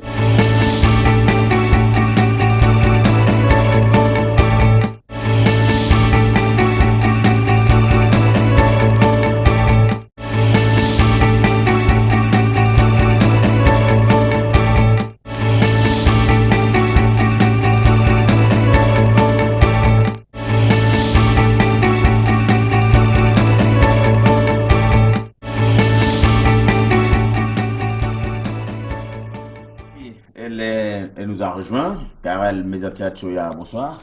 Bonsoir Justin Pierre et Somo, bonsoir aux dames, bonsoir au sol, au deuxième monsieur sur le plateau, bonsoir à tous ceux qui nous regardent à la maison. Alors, quoi de neuf sur la toile à propos des candidats à l'élection présidentielle? Soulignons tout d'abord que 4 des 9 candidats qui sont dans la course à la primature sont représentés sur le plateau ce soir. À la présidence de la République, autant pour moi, sont donc représentés sur ce plateau ce soir. L'émission est diffusée en direct de notre page Facebook. Plein de vues, plein de likes. Il y en a également qui font des commentaires qui ne vont pas toujours dans le sens qui vont plaire à nos différents candidats représentés sur le plateau ce soir. Avant de rentrer de plein pied dans les commentaires, Gislain, je voudrais souligner qu'il y a Bin Tchelo qui a fait une remarque à l'endroit du représentant du parti Univers. Voici la remarque, je vous la livre immédiatement. Monsieur Liby n'a pas de femme ayant des avant-postes actuellement dans son équipe, mais il veut nommer une femme Premier ministre. Bonjour, la démagogie. Ça, c'est donc un internaute qui le souligne. Les femmes sont dans la délégation. Ce sont des réactions d'internautes, on ne fait que relayer cela. Et donc maintenant, Gislain va également s'intéresser à ces internautes-là qui ont visité les différentes sorties des candidats dans les réseaux sociaux, notamment YouTube. Et puis, au bas de certaines émissions qui étaient diffusées dans plusieurs chaînes de télévision, notamment au Canal International et la chaîne de l'État. Il y a donc des commentaires qu'on va lire immédiatement. On commence par Adamou Ndam Joya.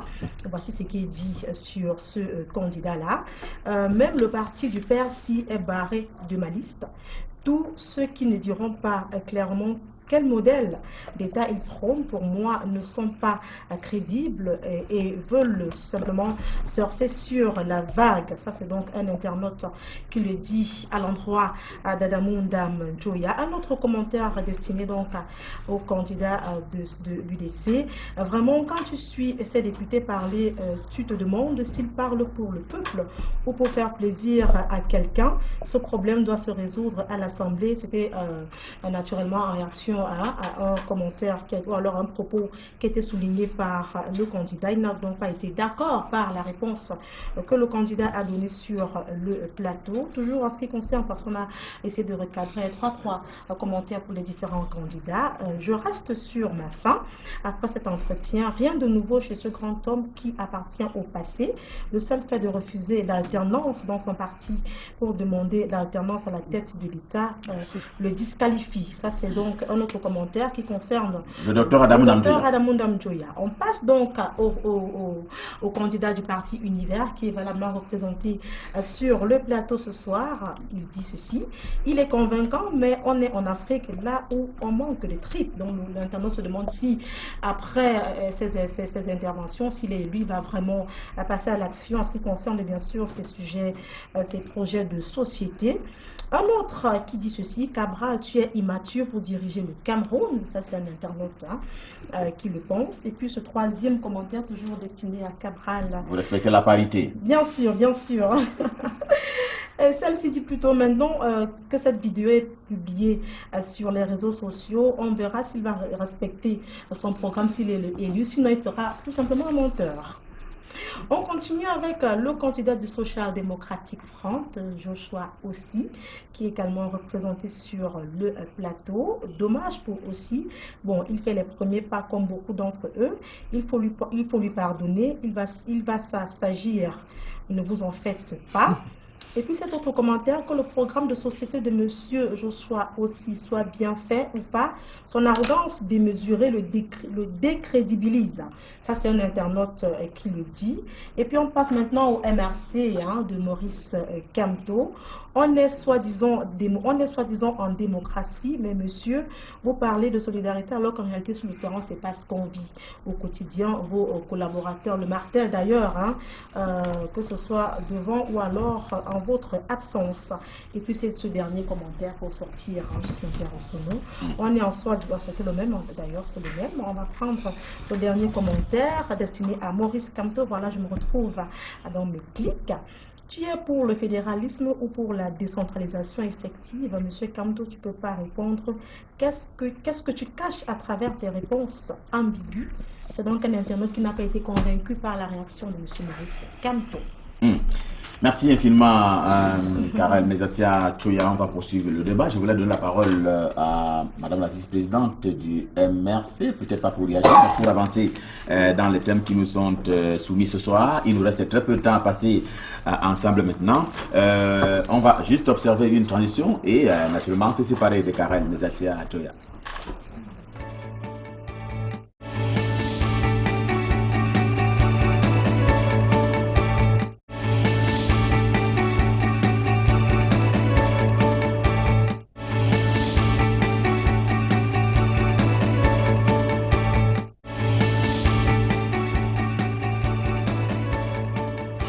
Allez, Tyriane Noa, vice-présidente nationale du MRC. Je voudrais qu'on aborde les deux derniers aspects qui nous intéressent. Le premier concerne effectivement, c'est une question qui a été soulevée, la question du droit foncier, la question du foncier. Est-ce que il y a un pan de votre projet de société qui prévoit que la femme devrait accéder avec un peu plus d'assurance et de sérénité aux terres, simplement comme ce n'est pas malheureusement le cas dans certaines parties du pays? Je voudrais relever là que c'est pas seulement un problème foncier, c'est aussi un problème d'héritage. Alors, si un homme peut avoir les moyens de s'acheter un terrain qui peut être considéré comme son patrimoine, je ne vois pas pourquoi est-ce qu'une femme ne serait pas même de le faire. En réalité, le débat ne devrait pas se poser. Voilà pourquoi je ne vais pas m'appesantir sur la question, parce que ça va de soi. qu'une femme puisse acquérir son patrimoine. C'est le droit minimum auquel chacun prétend. Donc pour nous, ce n'est pas, c'est pas comme si on va se battre aussi pour ça. C'est pas un combat qu'on va mener. Et puis j'aimerais directement avec le droit à la succession qui entre pratiquement dans le même contexte. Parce que nous sommes, Ghislaine Pierson, vous êtes d'accord avec moi que c'est la loi, c'est la loi que nous subissons depuis 36 ans, qui veut que la femme soit héritière est en 5e position juste avant l'État. Ça n'a pas de sens. Ça ne peut pas avoir de sens parce qu'une femme qui a donné sa vie à son homme, à son mari, à toute une famille, a élevé ses enfants, qui a participé à la création, à la formation et à l'entretien de ce patrimoine, qu'elle soit relayée au 5e plan une fois que la catastrophe naturelle à laquelle personne ne voudrait calmer, par laquelle personne ne voudrait passer arrive, relayée en 5e position, il y a problème. Ça veut dire qu'elle aurait donné toute sa vie pour passer après le beau-père, après les beaux-frères, après les neveux, après les nièces et consorts, qui eux-mêmes dans leur famille ont les moyens de fabriquer leur propre patrimoine, il y a problème. Et voilà pourquoi le projet du MRC, qui donne justement cette égalité, cette parité-là au genre jeunes hommes et femmes, que celui qui a les moyens de s'acquérir son terrain puisse l'acquérir, qu'une femme qui a passer sa vie aux côtés de son mari, puisse être placée 3e, 2e, juste après ses enfants. Parce que justement, le patrimoine qu'ils ont fait, c'est pour leurs enfants. Et si après les enfants, vous proposez qu'on déplace, enfin, le projet de société du professeur Maurice Kamto, c'est que la femme doit passer de la 5e à la 3e position. Ce qui va de soi. Tout à fait. Honorable Tomaino Patricia Ndamjoya, que prévoit l'UDC, le candidat de l'UDC, sur ce point précis du bien foncier? Je pars du principe que tous les êtres égaux sont libres et ils acquièrent, ils sont des citoyens. Les citoyens dans une république ont les mêmes droits et les mêmes devoirs. Donc, normalement, il ne devrait pas avoir de discrimination. Monsieur Essonneau, tout à l'heure, je voulais dire que dans le cas idéal, ce serait qu'on n'a pas vraiment besoin de tirer par les cornes les femmes pour qu'elles aillent occuper les postes au niveau de nos institutions. Mais il faut commencer, et c'est la raison pour laquelle j'aurais souhaité que vous demandiez à vos panels de présenter, et cela aurait été beaucoup plus intéressant, les problèmes des femmes camerounaises. Parce que nous vivons dans un pays où les femmes connaissent des difficultés réelles. Quelles sont les difficultés? Les difficultés sont les difficultés de maternité, les difficultés d'autonomie. Elles n'ont pas de pouvoir économique. Elles sont abandonnées à elles-mêmes parce que les tâches domestiques leur reviennent à elles toutes seules. Elles sont discriminées dans la société. Elles ne peuvent pas s'habiller n'importe comment, entre guillemets, parce qu'on va leur dire, et une femme ne doit pas, on ne va jamais faire une remarque par rapport à un homme.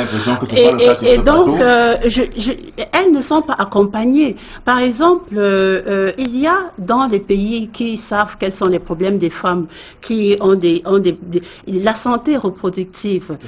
Nos femmes ne peuvent pas contrôler leur naissance. Et ça, c'est un problème, parce qu'elles vont accoucher, elles vont être malades. Dans nos coutumes, on veut que ce soit les messieurs qui succèdent, les petits garçons qui succèdent. Une femme qui va accoucher 6 filles, elle va chercher le garçon. Ça, c'est les problèmes réels auxquels il faut s'attaquer. Et c'est pour cela que nous disons, pour ne pas nous perdre à gauche et à droite, il faut d'abord commencer par mettre sur pied et respecter des lois qui vont s'appliquer à tout le monde. On ne va pas attendre que M. Essonneau puisse accepter qu'il doit comprendre que la femme et lui doivent être co-responsables dans la famille. Vous me rassurez que ce n'est qu'un exemple que vous connaissez. Oui, bien sûr, c'était un cas de figure. On ne va pas attendre que vous soyez mieux, mais on va vous dire que monsieur, aujourd'hui, dans le monde, c'est tout à fait normal que vous soyez co-responsable dans la famille. Que devant l'officier d'état civil, on ne dise pas c'est vous qui êtes le chef de famille, parce que quand on le dit, ça vous met une mentalité dans la tête. Donc, je dis, il faut commencer par les lois. Et c'est en respectant et en sanctionnant ceux qui vont dévier, parce que on n'a aucune structure qui accueille les femmes ici. Quand on expulse une femme, soit elle est veuve, et la belle famille, la sœur de la famille, elle ne sait là où aller. Elle ne va pas retourner chez ses parents, parce que chez ses parents, sa place est déjà prise. Il n'y a pas d'accueil, il n'y a pas de foyer, il n'y a pas de test pour quand une femme est victime d'un viol, qu'elle aille dans une structure particulière, parce que vous savez que le viol, l'avortement chez nous est encore un problème, parce que pénalement encore vraiment sanctionné. Et comment vous allez m'expliquer tous les travers, les voies par lesquelles les femmes avortent et on aurait mieux fait d'encadrer l'avortement, par exemple, que d'amener les femmes à ne plus accoucher du tout dans leur vie parce qu'elles ont essayé d'avorter, parce qu'elles ne savaient pas comment se protéger. Donc, commencez par présenter les problèmes des femmes. Quand vous allez les présenter, alors les lois vont nous permettre, et avec les applications, avec les coutumes, on va pouvoir les résoudre. Et moi, je souhaite dire à notre auditeur, par rapport à l'alternance, par rapport au modèle de projet de société de l'Union démocratique qu'il n'a pas vu. Peut-être il est tout jeune, je comprends qu'il soit tout jeune, qu'il n'ait pas suivi le parcours du président de l'Union démocratique du Cameroun, qui depuis 28 ans aujourd'hui présente un programme de société que tout le monde connaît. Il a d'ailleurs été, et lors de son passage au gouvernement, montrer les preuves de ce qu'il et dire à notre auditeur de ne pas confondre l'alternance au sein d'un parti politique à l'alternance au sommet de l'État. Alors, Yvonne Mouma, est-ce que le gouvernement n'a pas assez fait, celui qui est là actuellement, puisqu'il y a un code de la famille qui résoudrait donc tous les problèmes que pose l'honorable Thomas Patricia Ndamdoya? Voilà, sinon on ne serait pas en train d'énumérer tous ces problèmes. On va prétendre qu'on nous a donné tout un ministère. Au plan structurel, tout un département ministériel en charge de la femme et de la famille. Promotion de la famille. Tous ces problèmes énumérés, quelle est la place de ce ministère? Quand les femmes sont violentées, est-ce qu'il y a un centre d'accueil dans ce ministère? Nous avons des femmes qui sont prises en otage à l'hôpital gynéco et à l'hôpital central. Où est le ministère? Où est passé le ministère des Affaires sociales et de ce fameux ministère qui veut dire de la femme et de la famille? Nous voulons que tout ça s'arrête. La femme, la maternité, la prise en charge doit être post-maternelle jusqu'à ce que l'enfant ait 2 ans, doit être gratuit. Les accouchements par césarienne doivent être gratuits sur le gouvernement de Joshua aussi, parce qu'on ne va plus voir les femmes se coucher à même le sol, entassées dans une salle, dans un centre hospitalier, parce qu'elles venaient de donner vie et qu'elles n'avaient pas les moyens de payer les frais hospitaliers. Toutes ces discriminations contre les femmes, il faut que la femme et l'homme aient égal accès aux ressources financières, à la propriété foncière. Je ne sais pas, quand on parle d'héritage, on a le préambule de notre constitution le dit, nous sommes tous égaux. Pourquoi, quand il faut hériter, elle a parlé de où la femme, il faut qu'on s'achète. Beaucoup de nos frères qui ont ces parcelles de terrain ont hérité de nos parents. Pourquoi pas diviser ces parcelles à égale partie, donner aux filles comme... Et les familles où est-ce que l'argument traditionnel, c'est vrai que la loi est au-dessus qu'elle va partir ou quoi? Il y a un argument traditionnel qui est régulièrement invoqué, à savoir que la femme, elle se marie et donc elle va rejoindre le foyer de son époux. Ça ne veut pas dire ça n'élimine pas le fait qu'elle soit la fille de son papa et de sa maman et qui porte même la charge de s'occuper d'eux. Quand ils sont vieux, le garçon, quand il s'en va déjà prendre sa femme, c'est fini là-bas. Mais la femme, puisqu'il va continuer à s'occuper de l'autre côté, pourtant la femme porte la charge de toute la famille. Si elle a sa parcelle, elle va s'occuper, elle continue à s'occuper. Pourquoi son fils ne viendrait même pas chez eux hériter, chez ses parents? C'est son droit, c'est sa parcelle. Donc, ces coutumes, on doit bannir ça. Tout à fait. Alors, Delphine Nana, est-ce que, au regard de ce qui est dit par les représentants des candidats à l'élection présidentielle, on peut se dire que la tendance est à renverser la nature des choses, passer un peu du statut de régime, on va dire patrimonial, à matrimonial, dans toutes les sphères où il faudra décider en faveur des femmes? Je vais d'abord commencer à dire que, parlant de loi, il n'y a aucune loi qui discrimine la femme au Cameroun. Est-ce qu'il y a une loi qui dit, je prends l'exemple d'elle est partie en mariage, elle est partie. Est-ce qu'il y a une loi qui dit que quand on part en mariage, on perd ses origines? Non. Et puis, les problèmes des femmes qu'il faut présenter, nous n'allons pas passer toute notre vie à jouer, à avoir les attitudes victimisantes. Dire la femme n'a pas ceci, la femme n'a pas cela. Il faut plutôt avancer. Renverser la tendance, je ne crois pas. Comme je l'ai dit tantôt, il n'y a pas de loi qui discrimine la femme au Cameroun. Le problème, c'est sur l'applicabilité de ces lois.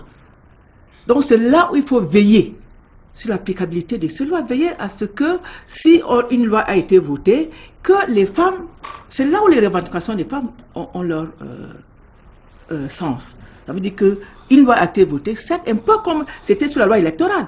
Ça s'est appliqué. Il y a beaucoup de dispositions dans le Code civil qui sont désuètes aujourd'hui, Madame Nana. Qui sont dépassées. Dépassées, voilà. Oui, il y a beaucoup de dispositions qui sont dépassées. Par exemple, comme je le disais tout à l'heure, dans nos mairies, quand on dit la femme est obligée de suivre l'homme, ça c'est une discrimination. Elle est obligée de suivre l'homme et le chef de famille, c'est une discrimination. Vous imaginez l'applicabilité. Oui. Vous imaginez une vie sans chef? Les parents sont co-responsables, Monsieur Essono. Qu'est-ce que vous ne me dites pas que vous-même vous êtes en train de... Vous n'allez pas m'accuser sur ce plateau. Non, je suis en train de me poser la question de savoir l'étendue du mal dans notre pays. C'est-à-dire, si à ce point vous parlez de chef, cette notion de chefferie, qu'est-ce qu'elle symbolise? À la place de chef, si le docteur Adamou Dandoua est élu président de la République, on mettra quoi comme concept de celui qui est même celui qui incarne l'autorité de la famille? Mais l'autorité de la famille est incarnée par les parents, monsieur. Et c'est très clair. C'est-à-dire les deux parents. Aujourd'hui, la famille change de forme. Donc, il faut aussi voir l'évolution. Et on peut avoir une famille où elle est monoparentale. La femme, elle est complètement chef de la famille. Les enfants la reconnaissent comme telle. Donc, il faut voir ce qu'on met dans le contenu, parce que dans le fond, c'est l'harmonie. C'est de créer des bases saines pour éduquer les enfants et pour que la société se porte mieux. Allez, dernier axe de cette émission, ce sera avec Émile Bindi qui porte la parole pour le compte du candidat Cabral Libi. Je voudrais qu'on parle maintenant, sèchement d'ailleurs, des violences qui sont dites, soit dites en passant, des violences qui sont faites aux femmes. On parle de ces mutilations génitales, des mariages précoces, du harcèlement sexuel et quelques-uns des chiffres que nous avons, auxquels nous avons eu droit font état de ce que pour la seule année 2008, eh bien, ce sont à peu près 3920 femmes qui ont donc été victimes d'exploitation sexuelle. Alors, comment est-ce que vous entendez mettre sur pied un certain nombre de mécanismes pour que cela soit éradiqué? Alors, ce qu'il faut dire déjà, c'est que sur le plan normatif, il y a un dispositif qui est déjà en place, on ne parle pas de rien. Mais maintenant, le problème, en fait, ce n'est pas tant l'existence des normes, ce n'est pas tant l'applicabilité des normes qui sous-entendent qu'il y a un certain nombre de mécanismes formels et institutionnels qui permettent à la loi de s'appliquer. Ce n'est pas tant l'effectivité état de la norme, mais c'est davantage l'effectivité action de la norme. Est-ce que ces mécanismes normatifs sont véritablement mis en œuvre? Est-ce que le suivi est effectivement effectué? Est-ce que les sanctions frappe les contrevenants à la norme? Voilà effectivement où se situe le véritable problème, et c'est sur ce chantier-là pratiquement que nous allons axer la majeure partie de nos actions, en veillant à ce que les mécanismes répressifs qui sont présents, tant en ce qui concerne l'expulsion... L'état gendarme avec Cabral Libi? Pas fondamentalement l'état gendarme. Il faut dire que le droit pénal le code pénal actuel réprime déjà un certain nombre de comportements qui sont assez nombreux. C'est vrai qu'il y a d'autres violences qui se déroulent sur Internet qui n'ont pas encore été prises en compte par ce dispositif normatif. Et il est clair et évident qu'il faut déjà d'abord mettre en application et en œuvre ce qui existe. Or, la mise en application ne dépend pas simplement de l'existence de la norme, elle dépend de la volonté politique, de la volonté des acteurs qui interviennent sur le champ politique et qui sont capables d'impulser cette dynamique au niveau des instances judiciaires. Mais les lois à elles seules ne suffisent pas, parce que lorsqu'on parle de violence faite aux femmes, il y a une dimension psychologique qui est présente. Il y a la nécessité d'encadrer particulièrement psychologiquement ces femmes à travers un certain nombre de structures et avec un certain nombre de spécialistes.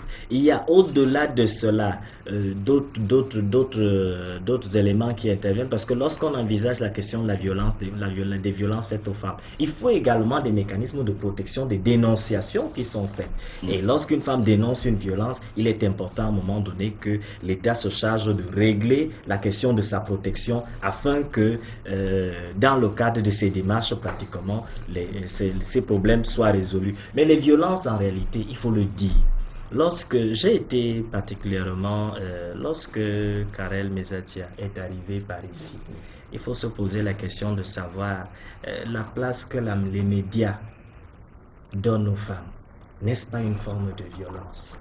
Ce stéréotype qu'on nous présente pratiquement de la femme qui est tout le temps présentatrice, qui est tout le temps en pot de fleurs, qui est tout le temps ceci ou cela, est-ce que ce n'est pas une forme de violence? Cette femme qu'on nous présente toujours dans les images publicitaires en train de consommer, en train de manger, pour nous présenter l'image d'une consommatrice inutile, est-ce que ce ne sont pas des formes de violence? Est-ce que nos jeunes filles qui défilent pratiquement en présentant leur nudité au niveau du concours Miss Cameroun, est-ce que ce n'est pas une forme de violence? Moi, je pense qu'il y a des éléments comme cela et nous allons pratiquement mettre en place des mécanismes pour réprimer ce genre de comportement afin de mettre fin et redonner à la femme. Je vais avoir l'avis du MRC sur le sujet, mais si je dois retenir quelque chose du candidat Cabral Libik, s'il est élu président de la République, c'est qu'on va donc virer les femmes de la présentation des émissions à la télé. Non, nous allons leur donner plutôt la possibilité d'accéder à des postes de décision. Une femme à la tête de la CRTV, ce serait parfait. Votre collègue Denise Epoté, pratiquement, est à la tête de TV5, je crois. D'accord. Et ce serait très intéressant. Elle sortirait un tout petit peu de ces situations où elles ont été virées. Je voulais continuer pour juste résumer ce que vous avez dit. On assisterait donc également à la fin des défilés de mots des Miss. Alors, Delphine Nana, vous vouliez réagir avant que je donne la parole à Madame la vice-présidente du MRC? Je voulais réagir pour dire que pourquoi est-ce qu'on croit qu'on doit donner à la femme? Mais non, le pouvoir ne se donne pas. C'est à la femme. Il parlait de la femme qu'on doit mettre. Moi, je vais vous dire, c'est dommage que je sois dans une chaîne de télévision et que j'en parle d'une autre. Je suis promotrice d'une chaîne de télévision, Genders TV. Mais le véritable problème que nous avons, ce sont les femmes, la femme elle-même. Donc la femme est un problème pour la femme. La femme est un problème pour la femme. Ça, il faut le reconnaître. Il ne faudrait pas qu'on joue avec les mots. Nous revendiquons des choses, d'accord, mais n'oublions pas ce côté-là, parce que vous dites, nous sommes 52%. Si les femmes décident de plébisciter n'importe quelle candidature, elles vont le faire. Il n'est pas question pour nous de créer un monde de femmes, ou un monde où les femmes deviendraient les hommes, mais un monde d'hommes et de femmes et des hommes. C'est-à-dire, en tant que partenaires, égaux en droit et en devoir. Il ne faut pas qu'on dise on va nous donner comme si on était des lépreux. Non, on doit construire. On ne peut pas bâtir le Cameroun sans les femmes. Thierry Noir. Oui. Alors, vous avez entendu les précédentes interventions. La question que je m'avais posée, c'est celle de savoir, est-ce que vous avez l'impression que, effectivement, la femme va cesser d'être le problème de la femme par la loi ou bien par les pratiques traditionnelles? Je voudrais, pour répondre à cette question, je voudrais reprendre une phrase. La phrase, c'est un conseil qui m'a été donné par une femme pour qui j'ai beaucoup de respect. Vous pouvez citer son nom? Ben non, je ne citerai pas son nom, je suis désolée. Qui occupe effectivement un poste dans la haute sphère de la société du gouvernement camerounais. Madame le ministre des Affaires sociales. Non, je ne vous dirai pas son nom, monsieur Issono. On y passerait l'année que je ne vous dirai toujours pas. Donc je vais donc donner je vais reprendre ce conseil-là. Et ce conseil s'applique à toutes les femmes. Il s'applique d'abord à la jeune fille. Elle s'applique à la femme tout entière. Et voilà pourquoi, quand aujourd'hui, je reviens sur ce que Madame Nana dit, non, on ne doit pas nous donner. Parce qu'on le mérite. On le mérite. Mais la femme se bat trop pour mériter ce qu'elle a. Alors, cette dame me disait toujours, écoute ma fille, pour avoir une place, pour te faire une image, pour obtenir quelque chose, ce que tu mérites, ce que tu vaux, pour avoir une place importante dans cette société, il faudrait que tu fasses 10 fois plus d'efforts qu'un homme. Cette phrase, elle me l'a dit, elle me l'a répétée, et si elle est là, je ne sais pas si elle est là, elle le comprend. Alors j'ai envie de demander, pourquoi? Si nous allons à l'école, on ne nous donne pas de faveur, on étudie. Nous étudions au même titre que les garçons. Et si nous réussissons au même titre que les hommes. Si nous réussissons au concours, nous réussissons au même titre que les hommes. Pourquoi est-ce que, pour avoir une représentativité, nous devons nous battre 10 fois plus que les hommes? Politique. Ça n'a pas de sens. Alors, je refuse de dire ou bien d'entendre qu'on nous donne. On n'a rien à nous donner. En réalité, c'est notre droit. Nous y avons droit autant que tout le monde. Parce que nous ne demandons pas un traitement de faveur. Non, ce n'est pas une faveur que de promouvoir une femme à un poste. Ce n'est pas un traitement de faveur que de s'occuper de la santé d'une femme. En réalité, on s'en occupe, tout comme on s'occupe de la santé d'un être humain. Et maintenant, s'il faut revenir sur ce que les candidats disaient, moi je vais, nos panélistes disaient, moi je vais être simple. Parce qu'en réalité, quand on a travaillé, on mérite ce qu'on a travaillé. Les femmes sont autant compétentes que les hommes. Tout à fait. Et si elles sont autant compétentes que les hommes, je ne comprends pas pourquoi est-ce que les femmes subissent, parce que je ne vais pas revenir sur les violences dont on a parlé là tout à l'heure. Il y a un autre type de violence et nous voudrons au MRC justement nous allons mettre un mécanisme pour veiller à cela, pour encadrer les femmes. On parle très peu d'harcèlement sexuel que subissent les femmes dans des structures, dans des sociétés, pour obtenir un emploi, pour être promu à un poste. On en parle très peu. Vous avez également pensé au cas contraire? Je reviendrai dessus, monsieur Essono. Mais je suis sûre d'une chose, c'est que si nous avons, déjà que si on prend le gouvernement, n'est-ce pas, nous sommes d'accord que à plus de 80% est dirigé par les hommes, n'est-ce pas? Alors, vous n'allez pas me dire, puisque ce sont les femmes qui subissent ces violences, elles subissent ces violences psychologiques, elles subissent ces violences physiques, parce que celles qui se refusent à ces traitements bas, généralement, elles subissent des licenciements abusifs. Et puis, au Cameroun,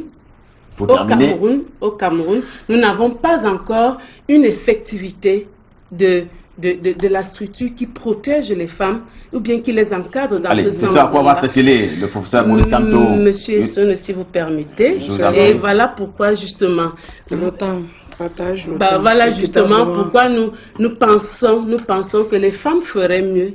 Les femmes feraient mieux de se rapprocher, de s'aligner derrière nous, parce que le combat qui est le leur, c'est l'arme qui sont les leurs au quotidien, tous les jours. Dès la jeune fille qui est mutilée, il y a des jeunes filles qui sont abusées. On parle d'inceste dans les familles. On a bien compris, Madame la vice-présidente nationale du MRC, il faut que les femmes se rapprochent du candidat Maurice Kamto. Qu'elles s'alignent derrière lui. Et évidemment, tous leurs problèmes, ou presque, seront résolus. Alors, chacun va avoir 30 secondes. C'est le médecin du Cameroun, mais en apprendant. Chacun va avoir 30 secondes pour achever cette émission. Je vais commencer par l'honorable Patricia Tomano Ndamjoya. Alors, vous avez beaucoup travaillé, Madame la vice-présidente du MRC le disait tout à l'heure, les femmes ont également le mérite d'avoir travaillé. Vous avez déjà beaucoup travaillé. Si la question vous était posée avec exactitude, En vertu de ce volume de travail que vous avez déjà produit, vous vous sentez capable de diriger quelle institution au Cameroun? Monsieur Essono, il y a la résolution 1325 que je ne saurais partir sur ce plateau sans évoquer. C'est une résolution très importante prise par les Nations Unies et par tout pays qui se respecte, qui a compris que les femmes ont une spécificité dans leur façon de faire. Donc, on appelle les pays à pouvoir leur donner des responsabilités pour résoudre les crises en amont, pendant la crise et après la crise. Et donc, c'est pour ça qu'il faut associer les femmes. Elles sont les plus nombreuses, elles sont celles qui sont les plus organisées. Et comme je le disais, de par leur nature, de par leur façon de faire, le Cameroun gagnerait mieux. À appliquer cette donc, je vais revenir sur l'intergénération parce que on semble oublier qu'une société ne peut être équilibrée que si on respecte tous les tranches d'âge. À l'Union démocratique du Cameroun, notre politique, c'est de respecter les aînés et comme les moins, comme ceux qui ne sont pas âgés. Et donc, nous disons les jeunes, les aînés, comme nous les appelons, on doit savoir qu'on doit devoir compter sur eux. Et la femme, pour moi, ne peut jamais être un problème pour la femme. Parce que moi, je me dis, en tant que femme, je sais ce qu'une femme peut ressentir. Et je me dis qu'une femme ne peut jamais vraiment, de par la nature, parce qu'elle sait ce qu'être une femme, être contre une autre femme. Si elle l'est, c'est parce qu'il y a un monsieur qui est derrière, qui tire les ficelles. Ça, c'est ma façon. Votre mot de fin sur ce plateau ce soir? Mon mot de fin, c'est depuis 56 ans, on a fait confiance aux hommes. Le moment est venu. Le moment est venu d'élire un homme qui fait plus confiance aux femmes, parce que la confiance là nous a amenés tous à voir ce qui se passe. L'université de Kondengui et Newbel sont pleins donc avec Joshua aussi, le 8 octobre, on aura plus de femmes et ce serait jamais les prisons. Gafinana. Merci beaucoup, Ghislain. Moi, je vais conclure par un autre aspect. Je sais que les femmes connaissent beaucoup de stress à travers la femme politique, la femme chef d'entreprise. C'est pour ça que le réseau Femmes Leaders que je représente, dont je suis la présidente au Cameroun, a lancé des campagnes de prévention et de sensibilisation contre les maladies cardiovasculaires, les arrêts cardiaques chez les femmes. Parce qu'il faut que les femmes soient informées, éduquées, comment faire pour gérer ce stress-là, afin que l'on ne voit pas tomber partout, parce que quand on fait une crise cardiaque et tout, donc nous organisons le 13 décembre... Les crises cardiaques sont causées par les hommes? Oui, bien évidemment. Nous organisons le 13 décembre un gala de charité au Hilton pour soutenir les femmes victimes de maladies cardiovasculaires. Émile Bindi, infiniment merci d'être venu également sur ce plateau. Vous étiez le seul homme. Je ne peux pas terminer. 2 secondes. Alors, je tiens à dire quand même qu'il faut qu'on sorte de la diabolisation des femmes et de la diabolisation des hommes et de la divinisation des femmes.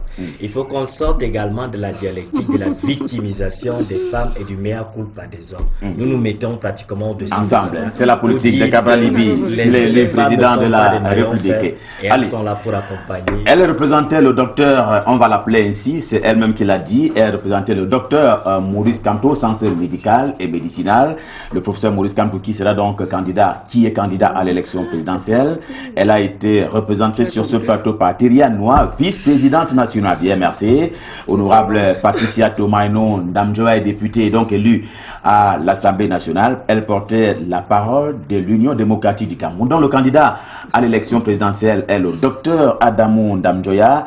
Delphine Nana est présidente du réseau Femmes Leaders du Cameroun. Elle était également avec nous, autant que Yvonne Mouma pour le Social Democratic Front, dont elle est secrétaire nationale à l'éducation et à la formation, et donc elle parle au nom du candidat Joshua aussi. Émile Binti était également avec nous, c'est le porte-parole de Cabral Libye, candidat lui aussi à l'élection présidentielle du 7 octobre prochain.